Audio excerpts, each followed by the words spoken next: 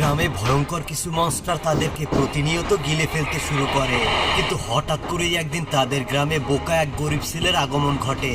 সে পুরো গ্রামের মানুষকে জানায় সেই ভয়ঙ্কর মনস্টারকে মেরে ফেলতে পারবে, কিন্তু কেউ তার কথা বিশ্বাস করে না।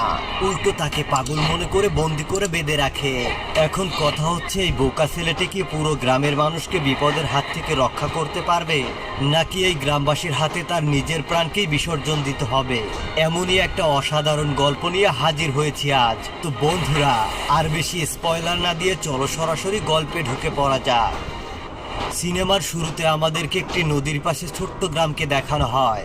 সেই নদীর ধারে একটা নৌকোতে বসে ছোট্ট একটি মেয়ে খেলা করছে। তখনই সেই ছোট মেয়েটির বাবা সেখানে চলে আসে আর বলে, তুমি এখানে খেলা করো